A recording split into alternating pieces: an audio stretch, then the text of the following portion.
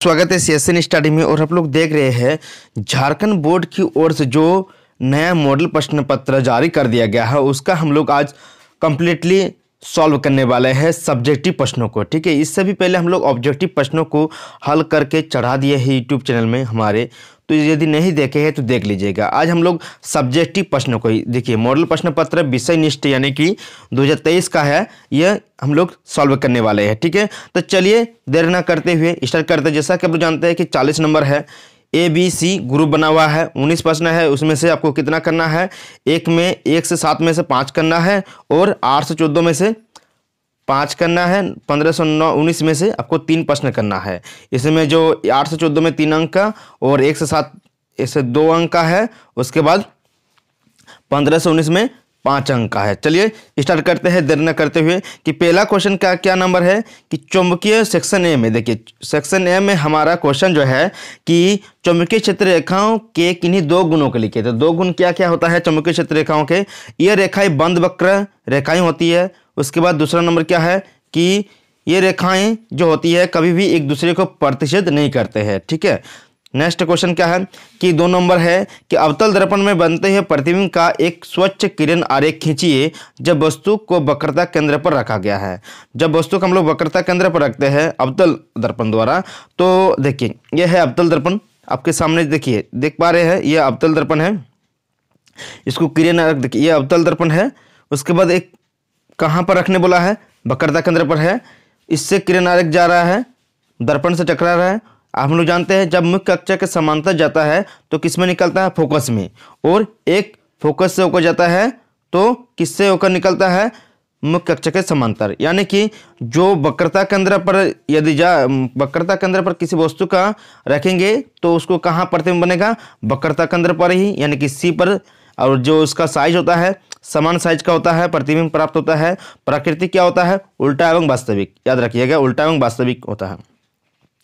उभयधर्मी oxide किसे कहते हैं, उदाहरण दे। तो उभयधर्मी ऑक्साइड आप लोग जानते हैं कि वैसे धातु ऑक्साइड जो अम्लीय और क्षारीय दोनों प्रकार के व्यवहार प्रकट करते हैं उन्हें उभयधर्मी ऑक्साइड कहते हैं। यानी कि उभयधर्मी ऑक्साइड क्या कहेंगे, जो अम्लीय भी लक्षण, ठीक है, अम्लीय लक्षण भी देगा और क्षारीय लक्षण भी देगा, उन्हें क्या कहते हैं, उभयधर्मी ऑक्साइड। जैसे उदाहरण हो गया Al2O3 ZNO। ठीक है, Al2O3 और ZNO। यहाँ पर नेक्स्ट क्वेश्चन है कि 4 नंबर आधुनिक आवर्त नियम क्या है। तो आधुनिक आवर्त नियम क्या है, मौसले कौन सा तत्वों के भौतिक एवं रासायनिक गुणधर्म उनके परमाणु क्रमांक के आवर्त फलन होता है। यानी कि परमाणु संख्या के जो आवर्त आधुनिक आवर्त सारणी जो है वो परमाणु संख्या के आधार पर बनाया गया है। ठीक है, पित्त का क्या कार्य है, 5वां नंबर क्वेश्चन है कि पित्त का क्या कार्य है। तो पित्त का क्या कार्य है, यह भोजन को क्षारीय करता है। ठीक है, वसा को इमर्सीकृत करता है। ठीक है, दूसरा नंबर हो गया। 5वां नंबर हो गया, 1 और 2 पॉइंट था उसमें 2 नंबर करके दे रहा है, इसलिए 2 को पॉइंट लिखे हैं। ठीक है, 6 नंबर प्रश्न क्या है कि खाद्य श्रृंखला किसे कहते हैं, यानी कि आहार श्रृंखला भी कह सकते हैं आपको, फूड चेन किसे कहते हैं। तो किसी पारतंत्र पदार्थों का चक्रीय प्रभाव खाद्य श्रृंखला कहते हैं। चलिए समझते हैं इसको। जैसे पौधे जो होते हैं कौन खाता है, टिड्डा खाता है। टिड्डा को कौन खाता है, मेढक खाता है। मेढक खाता है, मेढक को कौन खाता है, सांप खाता है। तो सांप को कौन खाता है, चील खाता है। तो यह क्या हो गया, आहार श्रृंखला। देखिए इस तरह का निशान दिया है ताकि आप लोग समझ में आ जाएगा कि इस तरह का निशान का मतलब। देखिए चील किसको खा रहा है, इसका मुंह खुला हुआ है, या सांप को खा रहा है। सांप किसको खा रहा है, मेढक को खा रहा है। मेढक किसको खा रहा है, टिड्डा को। टिड्डा किसको खा रहा है, पौधा का है। यानी कि यह देखिए ऊर्जा के स्तर जो है निरंतर एक चक्कर काट रहा है, यानी कि यह खाद्य श्रृंखला है। ठीक है, नेक्स्ट क्या, एक उदाहरण देने बोला है। उदाहरण यह हो गया कि निम्नलिखित में यहाँ पर जो है जिम नहीं है, जीवो है। ठीक है, इसमें मिस्टेक हो गया है, जीवो में होने वाले। ठीक है, ये जीवो में होने वाले जनन की विधियों को लिखे। तो हाइड्रा में कौन सा जनन विधि द्वारा जन्म होता है, तो हाइड्रा में होता है मैकुलम विधि द्वारा उसका जन्म होता है। राजोपस में अलैंगिक जनन द्वारा उसका जन्म होता है। ठीक है, याद रखिएगा। सेक्शन बी क्या है कि सेक्शन बी में क्वेश्चन दिया है कि निकट दृष्टि दोष किसे कहते हैं, इस दोष के क्या कारण है, इसे दूर करने के लिए किस प्रकार के लेंस का उपयोग किया जाता है। निकट दृष्टि दोष किसे, इस पहला क्वेश्चन कि निकट दृष्टि दोष किसे कहते हैं, इस दोष के क्या कारण है और इसे दूर करने के लिए किस लेंस का उपयोग किया जाता है। तो हम लोग चलिए एक एक करके हल करते हैं कि निकट दृष्टि दोष यानी कि वह दृष्टि दोष जिसके कारण कोई व्यक्ति निकट की वस्तुओं को स्पष्ट रूप से देख सकता है परंतु दूर स्थित वस्तुओं को स्पष्ट रूप से नहीं देख सकता है, निकट दृष्टि दोष कहलाता है। यानी कि वो निकट की वस्तुओं को आराम से देख सकता है। ठीक है, निकट दृष्टि मतलब हो गया कि निकट के वस्तुओं को आराम से देख सकता है लेकिन दूर रखी वस्तुओं को आराम से नहीं देख सकता है। ठीक है, यहाँ पर साफ साफ लिख दिए, निकट की वस्तुओं को स्पष्ट रूप से देख सकता है परंतु दूर स्थित वस्तुओं को स्पष्ट रूप से नहीं देख सकता है। इसे क्या कहते हैं? निकट दृष्टि दोष। यानी कि वो व्यक्ति जो है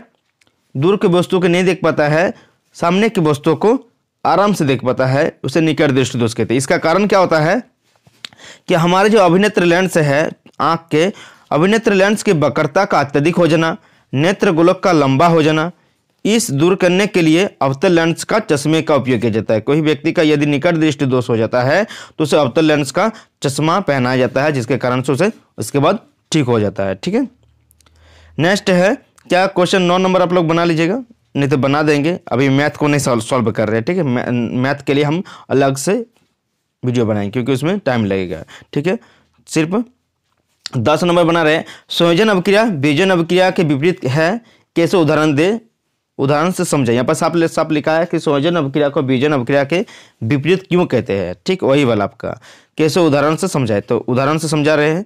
देखिए है कि संयोजन अभिक्रिया जो क्या है, संयोजन अभिक्रिया में 2 या 2 से अधिक पदार्थ संयोग करके एकल उत्पाद का निर्माण करते हैं, जबकि वियोजन अभिक्रिया में एक पदार्थ टूटकर 2 या 2 से अधिक नए पदार्थों का निर्माण करते हैं। यहाँ पर साफ साफ हम लोग जानते हैं कि संयोजन अभिक्रिया जो होता है 2 या 2 से अधिक अभिकारक, क्या होता है, अभिकारक अभिक्रिया करके क्या करते हैं, एक ही उत्पाद देता है। क्या देता है? एक ही उत्पाद देता है।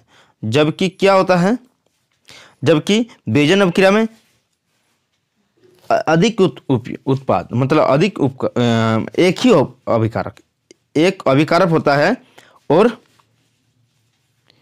एक अभिकारक होता है और क्या होता है, उसको टूटकर 2 या 2 से अधिक उत्पादों का निर्माण करता है, उसे क्या कहते हैं, वियोजन अभिक्रिया कहते हैं। यहाँ पर मतलब वियोजित होता है कि संयोजन अभिक्रिया में 2 या 2 से अधिक पदार्थों का संयोग कर एकल उत्पाद का निर्माण करता है, जबकि वियोजन अभिक्रिया में एकल उत्पाद टूटकर 2 या 2 से अधिक नए पदार्थ का निर्माण करता है। इसलिए वियोजन अभिक्रिया को क्या कहते हैं, संयोजन अभिक्रिया का विपरीत कहा जाता है। चलिए हम लोग उदाहरण समझते हैं कि उदाहरण क्या है कि 2NaCl। देखिए यह संयोजन अभिक्रिया का उदाहरण है कि 2Na + Cl2 तो 2NaCl यानी कि संयोजन होकर क्या कर रहा है, 2NaCl बना रहा है। इसी को देखिए, इस यही अभिक्रिया है, अभिक्रिया थे 2NaCl को जब हम लोग विद्युत मतलब अपघटन कराते हैं, क्या कराते हैं, अपघटन कराते हैं, तो 2Na में टूटता है और Cl2 में टूटता है। यानी कि एक ही अभिक्रिया जो होता है संयोजन अभिक्रिया। देखिए संयोजन अभिक्रिया में क्या है, एक 2 अभिकारक मिलकर क्या कर रहा है, एक उत्पाद का निर्माण कर रहा है,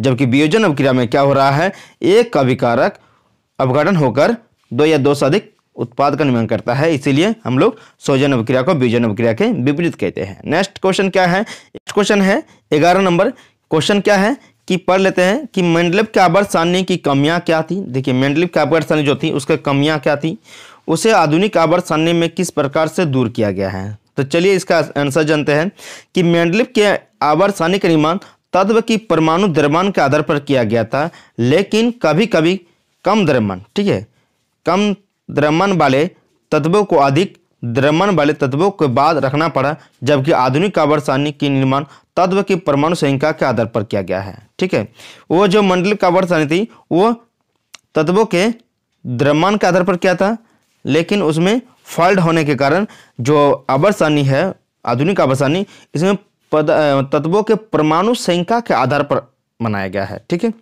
नेक्स्ट क्वेश्चन क्या है कि मेंडलीव के आवर्त सारणी में इसमें यहाँ पर देखिए साफ साफ लिखा है कि मेंडलीव के आवर्त सारणी में इसमें हाइड्रोजन को सही स्थान नहीं दिया पाया था, जबकि आधुनिक आवर्त सारणी में इसमें हाइड्रोजन को निश्चित स्थान दिया गया है। ठीक है, ये तो कमी थी। कमियां क्या थी कि मेंडलीव के आवर्त सारणी में हाइड्रोजन को सही स्थान नहीं दिया पाया था, लेकिन आधुनिक आवर्त सारणी में क्या है, हाइड्रोजन को सही स्थान दे पाया है। नेक्स्ट क्वेश्चन क्या है, नेक्स्ट क्वेश्चन उसी का आंसर है 3 नंबर कि हम लोग जानते हैं कि आवर्त सारणी में जो क्वेश्चन है कि मेंडलीव के आवर्त सारणी में इसमें समस्थानिक जो था कमियां जो है समस्थानिक के सही स्थान नहीं दे पाया था। ठीक, क्वेश्चन का आधार पर क्या है, समस्थानिक के सही स्थान नहीं दे पाया था, जबकि आधुनिक आवर्त सारणी में समस्थानिक को वही स्थान दिया गया है जो मूल तत्व का स्थान है। ठीक है, मूल तत्व का जो स्थान है उसी के आधार पर ही उसको दिया गया है। ठीक है, नेक्स्ट है क्या उसी का आंसर कि मेंडलीव की आवर्त सारणी में इसमें निष्क्रिय गैसों को सही स्थान नहीं दिया गया है, जबकि आधुनिक आवर्त सारणी में इसमें निष्क्रिय गैसों को वर्ग 18 में रखा गया है। देखिए वर्ग 18 में आधुनिक आवर्त सारणी में रखा गया है निष्क्रिय गैसों को, जबकि मेंडलीव की आवर्त सारणी में जो क्वेश्चन के आधार पर ये कमियां क्या थी, निष्क्रिय गैसों को सही स्थान नहीं दे पाया था। ठीक है, नेक्स्ट है 12 नंबर क्वेश्चन के आंसर चले जानते हैं। कार्बन के इतने अधिक यौगिक होने के क्या कारण है?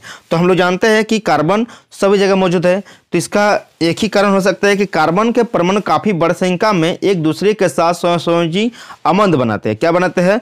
सहसंयोजी आबंध बनाते हैं, जिसके कारण से क्या होता है, यह कार्बन के यौगिक बहुत अधिक होती है। ठीक है, सभी के साथ यह क्या करते हैं, सहसंयोजी आबंध से द्वारा जुड़े होते हैं, जिसके कारण से हम लोगों को जो कार्बन की यौगिक है ज़्यादा दिखाई देते हैं। नेक्स्ट क्वेश्चन क्या है, दोहरा परिसंचरण किसे कहते हैं? ठीक है, मनुष्य में दोहरा परिसंचरण किसे कहते हैं समझाइए। तो 3 नंबर का आधार पर क्वेश्चन है, तो 3 नंबर का आधार पर ही आंसर इसका लिखे हैं। देखिए कि दोहरा परिसंचरण रक्त को एक चक्कर पूरा करने के लिए इसे हृदय से होकर 2 बार गुजरना पड़ता है। पहली बार शरीर के समस्त अशुद्ध, यहाँ पर अशुद्ध होगा, ठीक है, अशुद्ध रक्त हृदय के दाहिने अलिंद में एकत्रित होकर दाहिने नीलम में होते हुए फेफड़ों में जाता है, तथा दूसरी बार हृदय के बायां अलिंद में फेफड़ों से फुफ्फुस शिराओं द्वारा एकत्रित होकर शुद्ध रक्त, ठीक है, यहाँ पर अशुद्ध होगा, महाधमनी द्वारा समस्त शरीर में पंप किया जाता है। इस प्रकार के रक्त परिवहन को दोहरा परिसंचरण कहते हैं। ठीक है, जिस तरह से क्वेश्चन का नंबर दिया गया तो उसी तरह से इसका आंसर भी है। ठीक है, नेक्स्ट क्वेश्चन क्या है, इसमें समझ में आया कि जो आप लोग पढ़े होंगे कि दोहरा परिसंचरण हमारे जो ब्लड है उसको जो पूरे शरीर में पहुंचाने के लिए ब्लड को 2 बार हृदय से होकर गुजरना पड़ता है। ठीक है, तो इसी को क्या कहते हैं, मनुष्य में दोहरा परिसंचरण। ठीक है, यानी कि एक बार अशुद्ध रक्त फेफड़े से होकर ऑक्सीजन से मिलता है, उसके बाद क्या करता है, फिर से हृदय में जाता है, उसके बाद वो फिर से उसको पंप करता है, पंप करने के बाद हमारे शरीर में भेजते हैं। ठीक है, ऊर्जा के स्रोतों के रूप में हम सौर ऊर्जा का उपयोग किस प्रकार करते हैं? तो ऊर्जा को स्रोतों के रूप में हम लोग सौर ऊर्जा का उपयोग निम्न प्रकार करते हैं।